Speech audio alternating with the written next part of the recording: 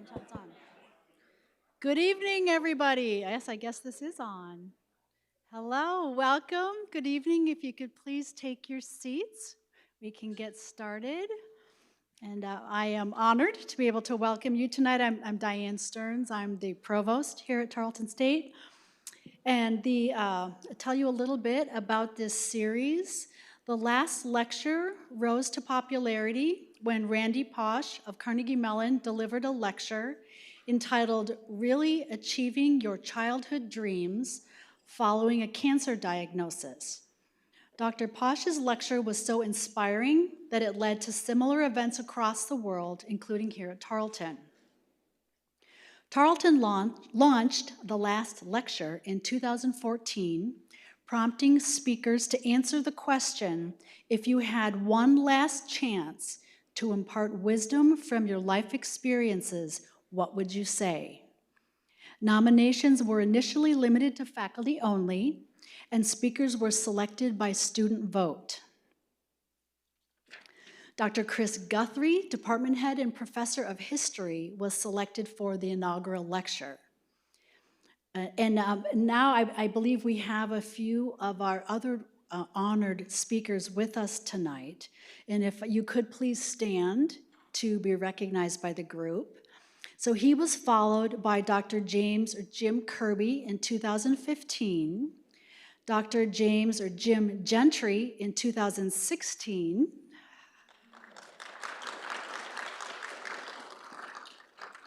Dr. Rudy Tarpley in 2017, Mr. Casey Thompson in 2018,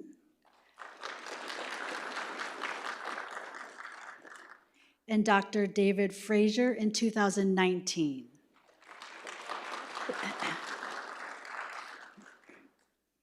The last lecture was paused during COVID and relaunched just this year with a few changes. We opened up nominations internally as well as to the community. We solicited nominations of individuals who have been affiliated with Tarleton for at least 10 years in any combination of Tarleton roles, including staff, students, and alumni, in addition to faculty.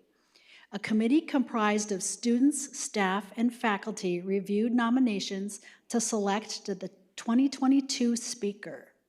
And Tarleton alumnus Jeremiah Fontenot will now introduce this year's last lecture.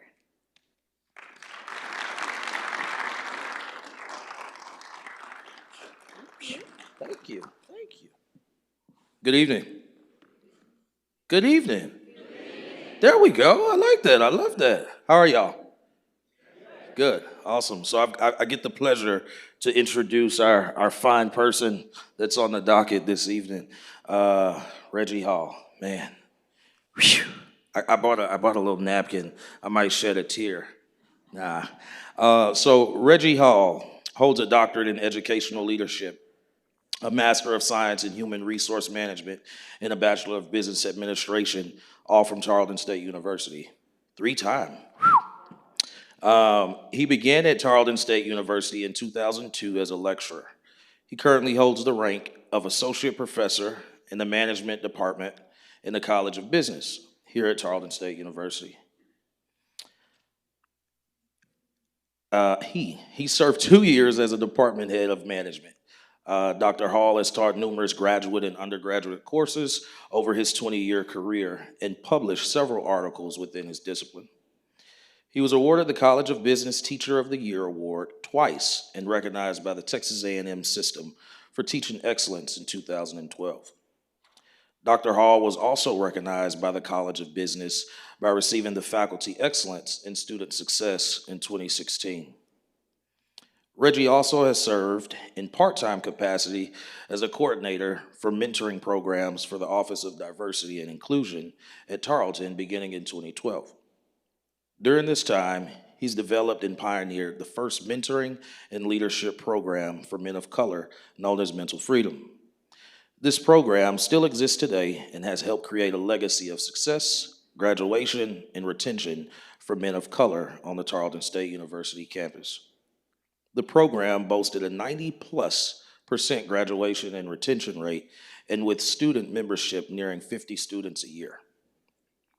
During his 20 years of service, Reggie Hall has served as member and executive member of Faculty Senate. He has served on key university and college level committees, serving as member of the hiring committee for associate provost, for the 16th university, president, provost, associate provost, and currently serving as a member of the hiring committee for the College of Business's next dean. Reggie Hall is in the second term, serving also as a trustee for the Pecan Valley Center's Board of Directors and the Texas Council Risk Management Fund. Ladies and gentlemen, Dr. Reggie Hall.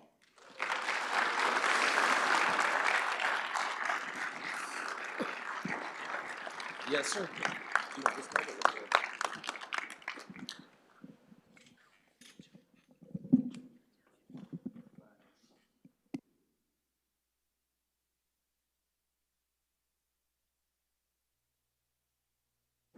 There we go.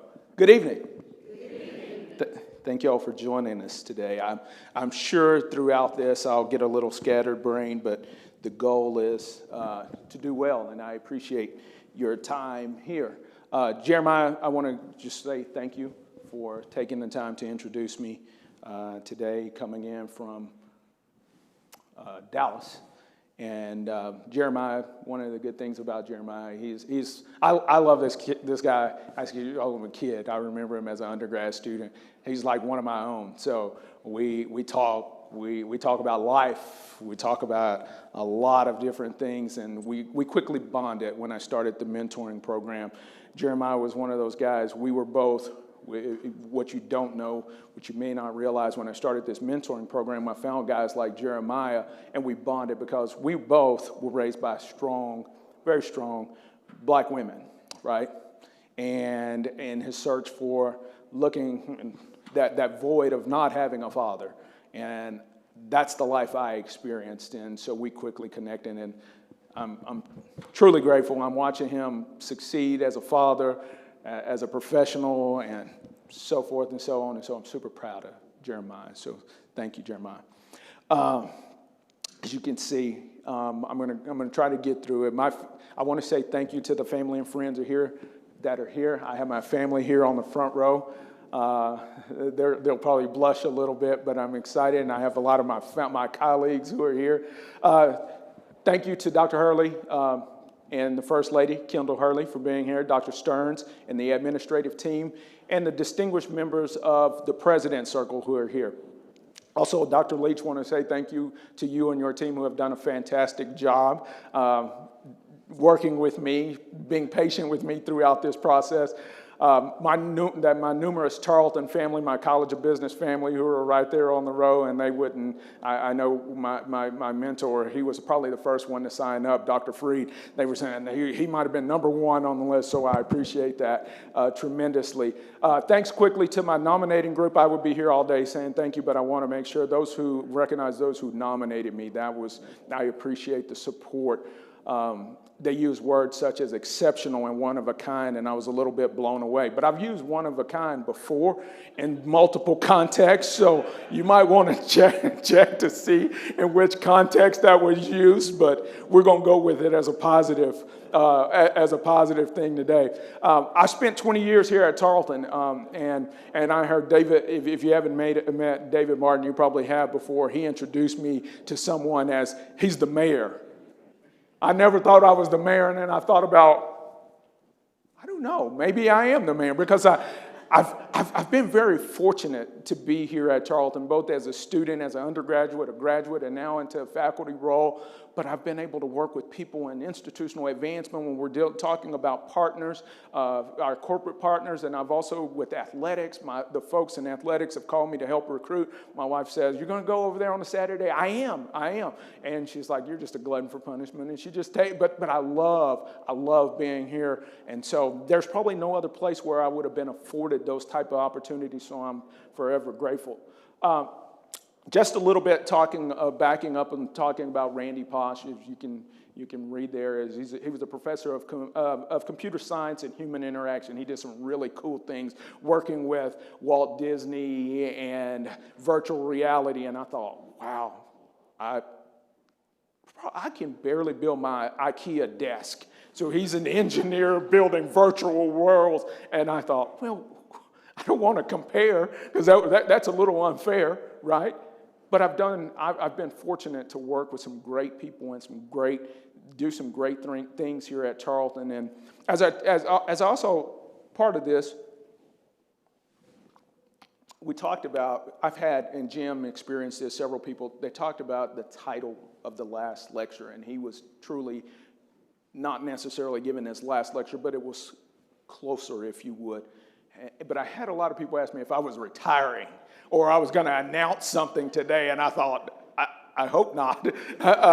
And so I gave some creative titles here, maybe second to last lecture like-ish, or out with the old. My wife said, maybe they're trying to tell you to get out. So I hope that's not the case. But that's one of the things that just for future purposes, Jim, it will help. So I definitely don't want to take away from being nominated because I truly appreciate this opportunity, because it is an opportunity for me to stand up here and talk to you a little bit about me, my life, and what I've done and what I've been able to do here at Tarleton. And I'm a very modest person, and if you don't know, I don't like to take a lot of credit. So what you will hear me when I say it'll be a lot of we, because I have some young men here who showed up from various parts of Texas to come support me, and they brought so much value to me and to Tarleton, and so I'll talk to you all about that. But before I get rolling, I'm gonna jump back a little bit. You can see some old photos. I was dragging through some things to find some old childhood photos. So if I had some theme music, my theme music, and some of you may be out of your cohort, but you may be familiar with Drake. And I started from the bottom, right? I think about that. So in my head, that's the music that's playing in my head. So if you're familiar with that, that's what's going on in my head. So I came here, I started from the bottom. I came here courtesy of Plainview, Texas. I had my family rolling in from Plainview, Texas. If you don't know where that is, the panhandle of Texas. And there's not much there, but there's a lot of Hall family there. Man, I had a large family, 40, 50 of us on Sundays. It was a big deal, right? If you've ever seen Soul Food and you've seen 40 people, 50 people, church cousins, aunts, uncles, in-laws, all in about 1,000 square foot home. Nobody complaining, everybody eating, everybody laughing, everybody loving. So that's where I came from. That's who I am. My aunts, they were my rocks. They know it. They were the rock. They were a big part of me making it. I came from a teenage mother. I'm probably one of the least that you would expect statistically to have made it. My mother turned 15 3 days prior to me being born. 3 days. Lived in low-income housing apartment complex. I was a free lunch student. Welfare, whatever, all of those things. Section 8, it wasn't Section 8 poor housing, but it was low-income housing. I washed clothes across the street. Inspected, we had housing inspection because our house was subsidized by the government. So people came to check my house to make sure it was clean. My mother was super duper clean. Didn't expect anything less from me. I happened to be I had a passion for athletics and academics. My grandparents would save the newspapers for me. It was really odd that people would come over and they would see me on the floor. Here's this 9-year-old kid reading the newspaper. They thought he's just reading the sports section. No, he's reading it from the front to the back. Why? I have no idea, but I'm glad it happened. There was a lot of things that happened in high school. I loved it. I mean, my childhood was fun, right? I had tons of friends. I rode the bikes, played the sports. I did everything, right? I graduated. I have so many certificates. I'm starting to find certificates that I found. I didn't have many athletic. I thought I definitely must have been smarter than I was athletic, because I found that out when I got to Tarleton, right? I came here to be a student athlete, a first gen. I was going to play football. And then I realized that 5'9", about 155, just didn't make a great cornerback. But I was really good in school for the most part. So I thought maybe I should tackle school instead of tackle people. So while I was here at Tarleton, I had a lot of fun, right? I made a lot of friends. I was the mayor before David Martin gave me the mayor. I don't know, I didn't want the label, but I just love people, and it probably came from my family. I just love being around people. I was a student worker. I worked with the math department, campus rec. I was also a Purple Poo. Don't hold that against me. Now, ultimately, I graduated. Matter of fact, my grades went up when I was a Purple Poo. That's probably the only one of the only ones, whoever that happens. But this is live, so that is true. You can fact check me. We're going to be fact checking people in November, so you can start now. Sorry for the political joke. Anyhow, all right. So as I talk about it, I had a lot of opportunity, and I had some great people in my life, like Dr. Janice Petronis, who's here in the audience. She approached me. I had her for 5 marketing classes. She approached me as I was trying to figure out what am I going to do after I finished my bachelor's degree, and the job market was tight. I was applying for 70 jobs, and I was thinking, what am I going to do? Am I going to be a teacher? And she approached me one day and said, have you ever thought about education? We have a program called Grow Your Own. I think you would be good. She was the first teacher that told me, I think you could do this. She said, all right, I'm going to recommend you. And she recommended me, and I went out and talked to a lot of different folks who were checking to see if I would. The Grow Your Own program, let me back up and say that it was intended to prepare traditionally underrepresented people of color, men, women, both, for higher ed and higher ed positions. So I thought, yeah, that's a job. It sounds like a job. I need one. I need one of those, so let's go get this. And so I finished my program, and as I finished my program, it was this promise that I would get a job. And so April came around. I thought, am I going to get this job or not? I hadn't heard from him. And Linda Jones, I don't know, did I see Linda in the audience? There she is, she's in the back. Linda Jones was monumental. I'll probably cry, Linda. Yeah, she was so monumental and stepping up. I remember sitting in her office, and this lady's crying, and she says, you guys, she talked to the administration, you guys promised this young man a job. He's fulfilled, excelled, done more than what you've asked him to do. You promised him a job. Now do it. She told me, she said, I'm not going to talk to him. I'm not breaking the bad news to him. You do it. She talked to the provost at that time. She said somehow they decided they were going to meet with me. Dr. Hurley, he knows me well, so it says priorities, the priorities. They told me this was a priority. So I questioned them about priorities. I'll save some of the time frame to say that a week later, I received a job offer letter. The purple promise, the tears, the tenacity of Dr. Jones. I don't know what she saw in me. And I had this idea, Dr. Jones, as I look at that, I was purposefully triumphant. That first year, I was the COBA Teacher of the Year. Very first year. Guess who was in the audience? A lot of folks here. She was there. She was there in the back, still crying, right? But she knows, I know, we have a connection. You heard the purple hat trick. I might be I know Dr. Joyner, the purple hat trick. Dr. Difford may have the purple hat trick, if you know what that is. You have the degrees from there. Sometimes people Tarleton's a good place with great educators, right? And so I'm very proud to be a part of Tarleton. As I moved through, I started as a lecturer, and now I'm sitting as an associate professor, and pretty soon, professor, right? It's crazy to think about. I'm not going to do any magic tricks, by the way, right? So Frazier, just back up. Don't even think for 1 second that there'll be a magic trick. The magic trick is for me to be done in 30 minutes. That's the magic trick, to make me disappear. I'm getting close. All right. So early on in my career, I did a lot of different things. I taught a lot of class, a lot of students. I enjoyed every bit of it. As a young person, they put you in night classes. You were the advisor. I won some awards, and some I did academic advising, countless committees. I even did on side time. I coached a lot of local youth basketball teams, soccer. That was my fun. I was young. I had a lot of energy, and I just had a passion. What I found is, what I didn't know is I had a passion for helping people, particularly young people.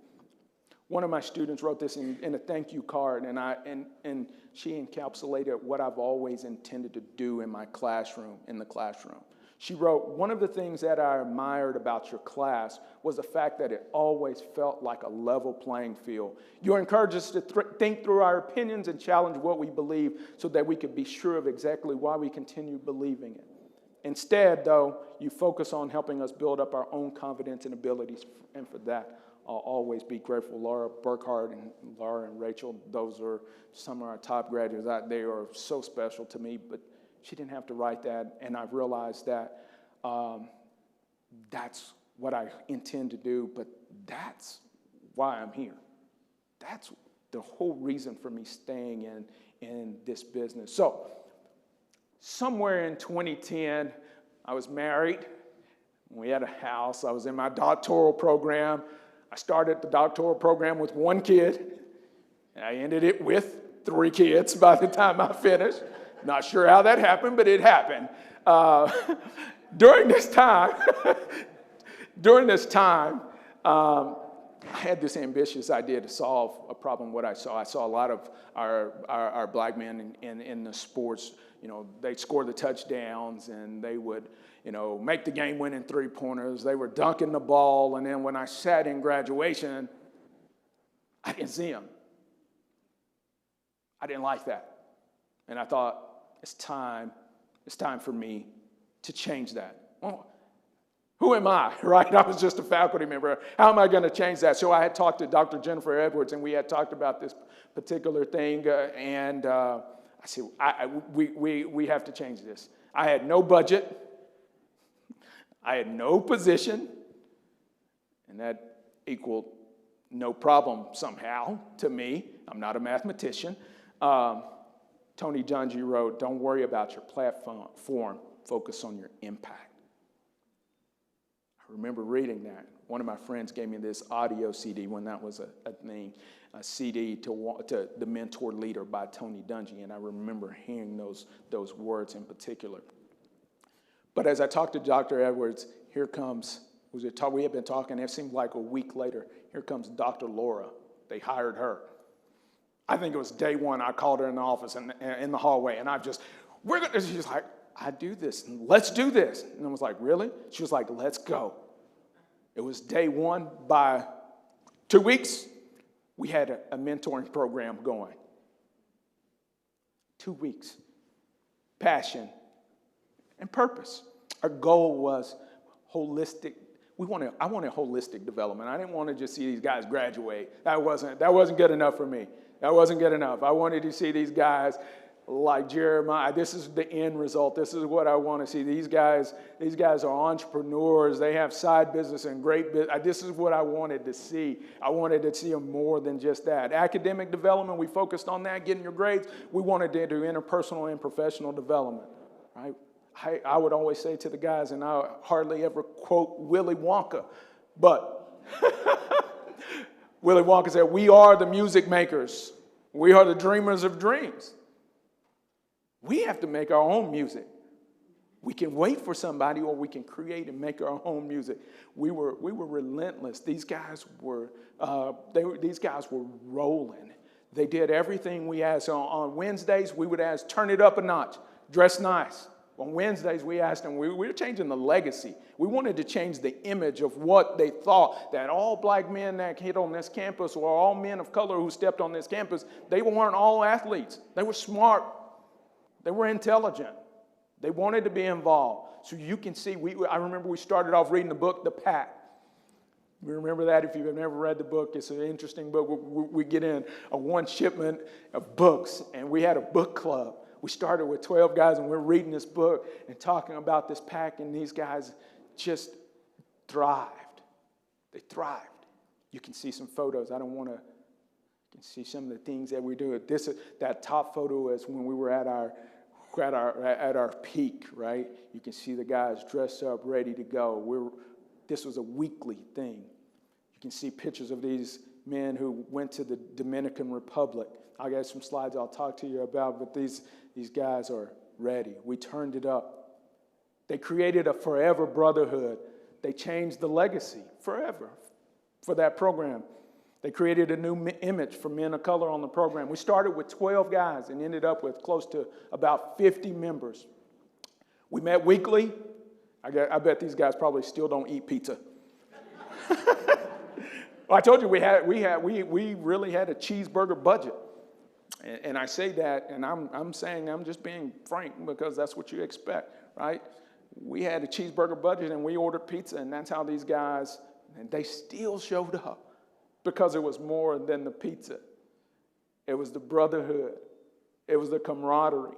It was an opportunity to push themselves beyond, and they knew the people involved in that program were real about their success, were serious about their success.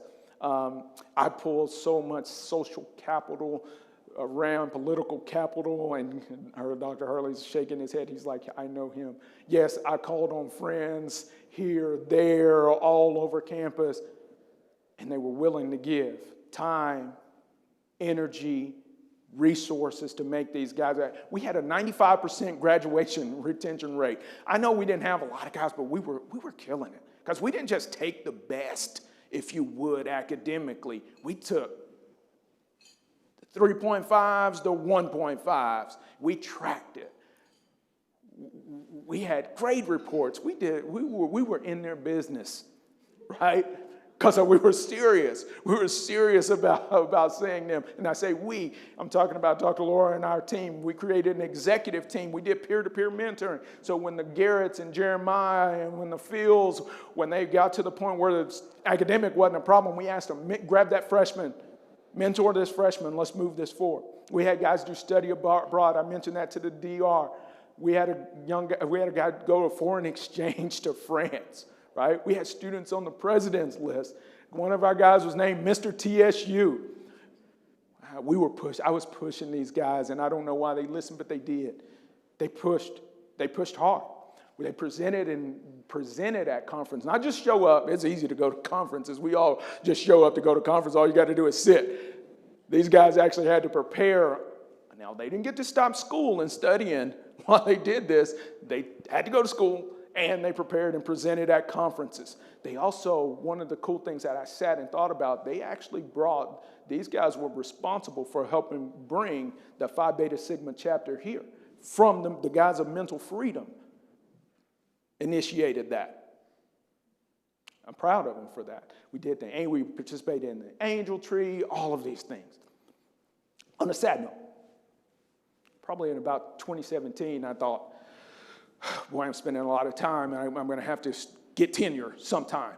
So we stepped away quietly, if you would, still involved. Oftentimes, I would get young men who would stop by my office, and they would get pointed in my direction because I was one of the few men of color on the campus, and they said, can you help him or her? In this particular situation, on a tough day,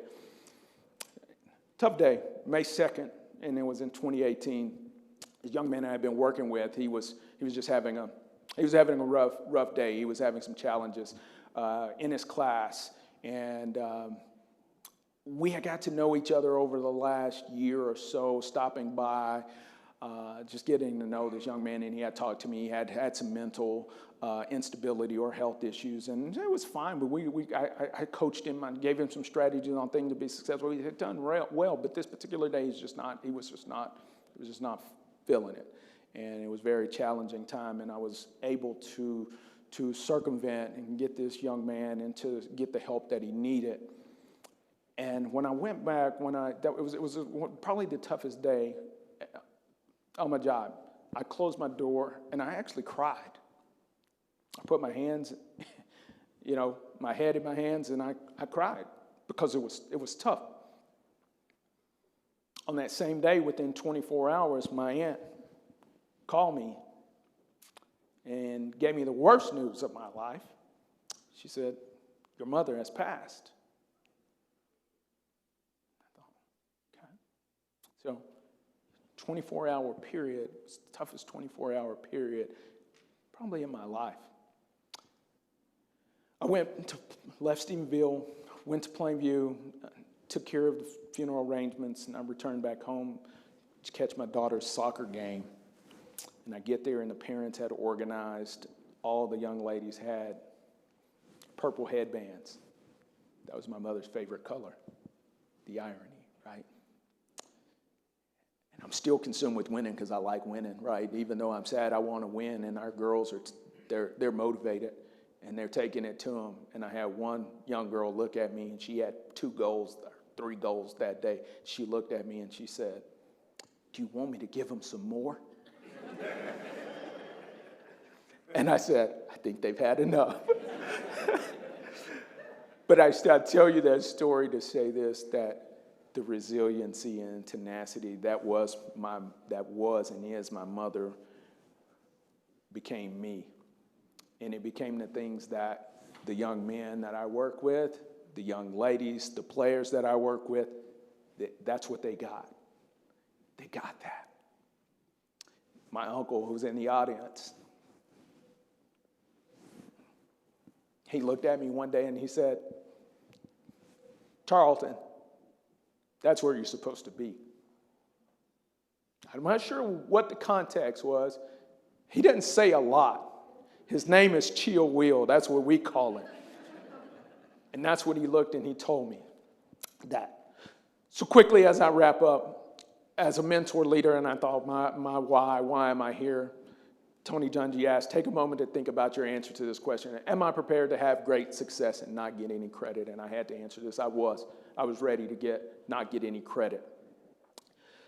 Dr. Hurley talks about the 3 T's, and I was kind of skipping through this, your time, the treasure, and talent. I didn't have a lot of treasure, but I had a lot of time.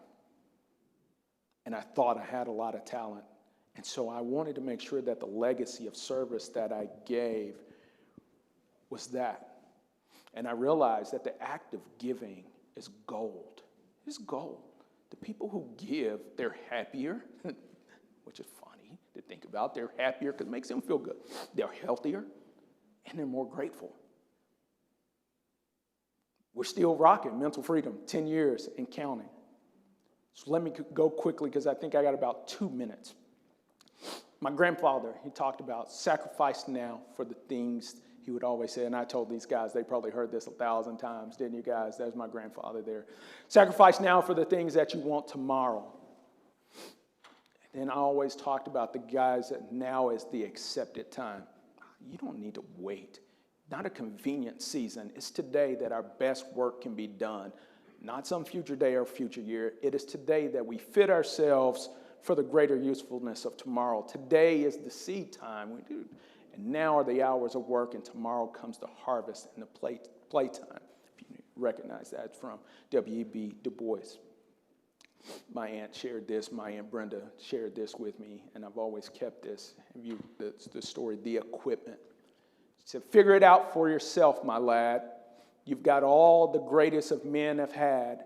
2 arms, 2 hands, 2 legs, 2 eyes, and a brain to use if you should be wise.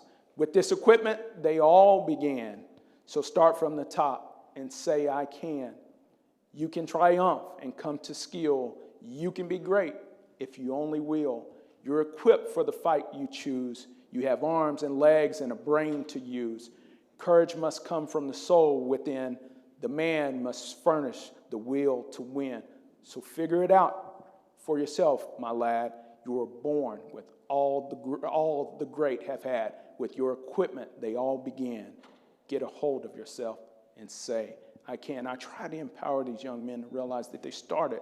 Where you started, we might have started from the bottom, but you have all the opportunity ahead of you. The fun part of it is that this is the greatest opportunity for me, and it sounds like this is about me. There's pictures of me and all of this, and I'm going to make sure I conclude with showing you pictures of my family, because everything that I've done in my life up until probably when I started having kids or became married, it's been about them. My wife, Valerie, she's awesome, right? She is the best mother and best wife, very resilient, and I love her. And she's here, and her answer has always been yes when it's been about the kid, me helping these kids, these guys. Always. If it's yes, go do it. That's what you do, and I appreciate that. It's always been yes to helping them. My daughter Brinley, she's blushing there. This is about you all. This is about the Brinley, the Jathan, Joshua. Everything that I do is try to leave a legacy. I ask these young men to etch out a piece of Tarleton and a piece of the world. And that's my job, is to etch out a piece of the world and Tarleton for them, so that later I can sit on my porch, as Dr. Difford challenged me. He challenged me, I want to sit on my rocker, right? We talked about this, sitting on the rocker and be able to watch the masterpieces that my kids bring forth. That's what I'm excited for. Thank you all for, I almost did good, David. I didn't break anything. Thank you for your time and your attention.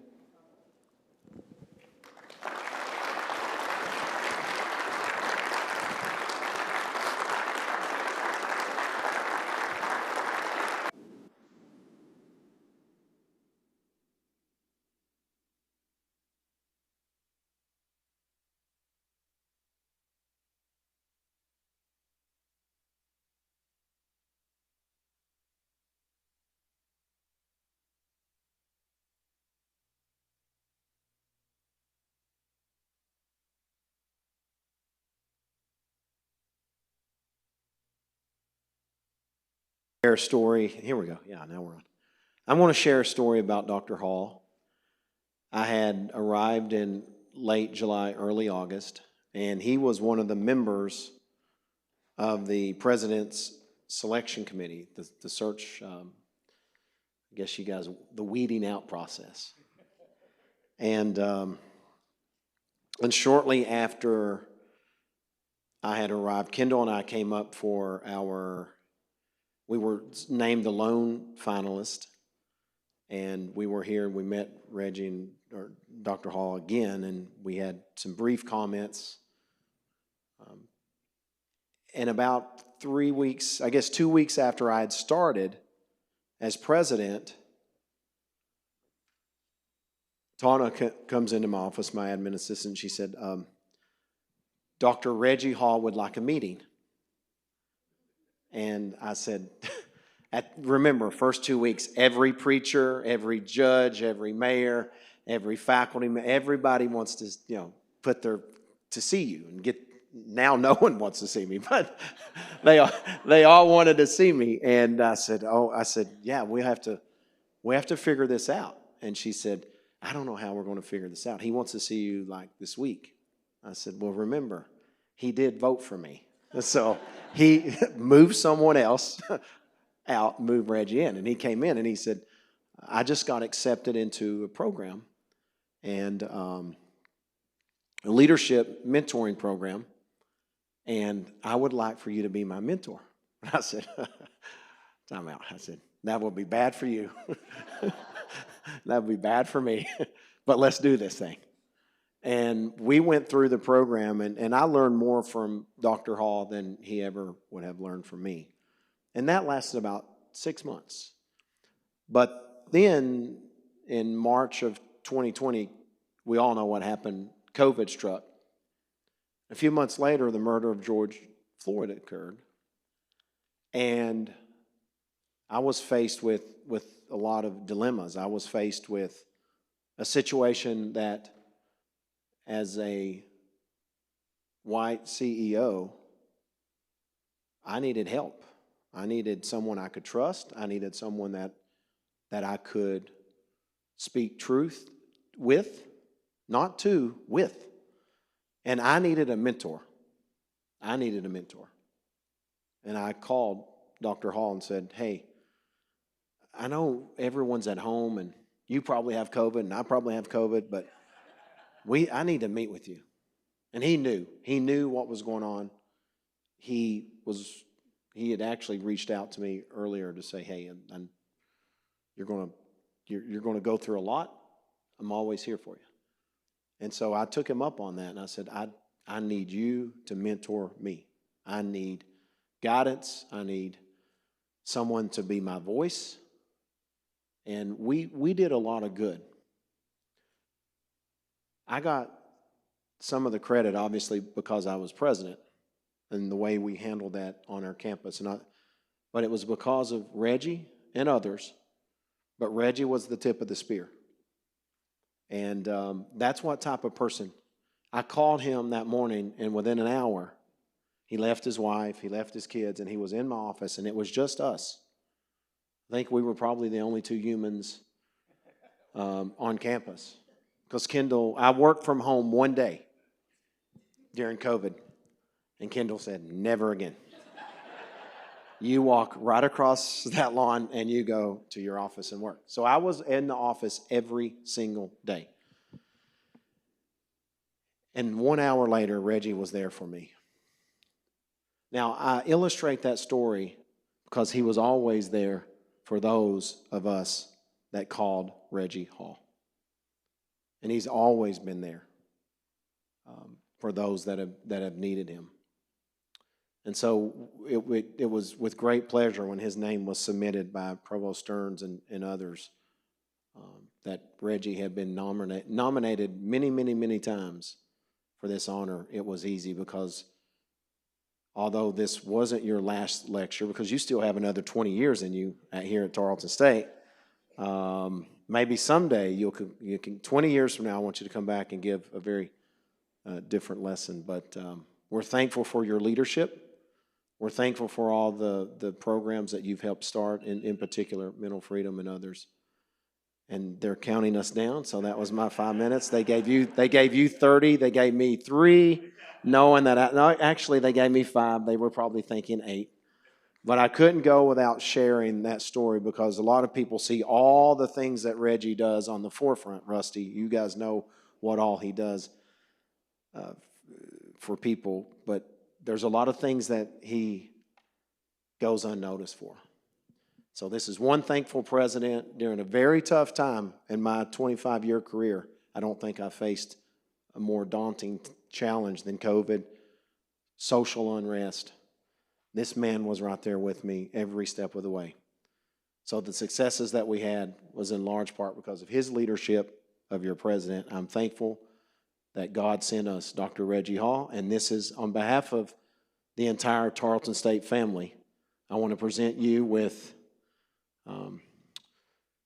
Tarleton State University Last Lecture Series Award. Thank you.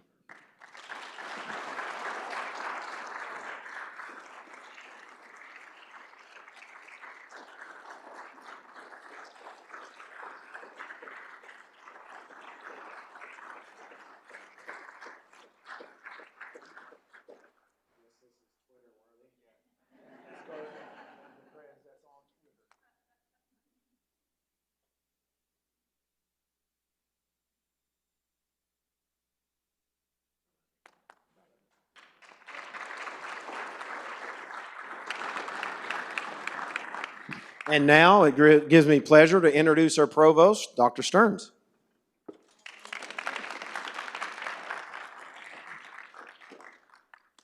Well, thank you, Dr. Hall. I am honored to know you, and I am so grateful that you have made Tarleton such a special and blessed place. So thank you again for those wonderful, that wonderful speech.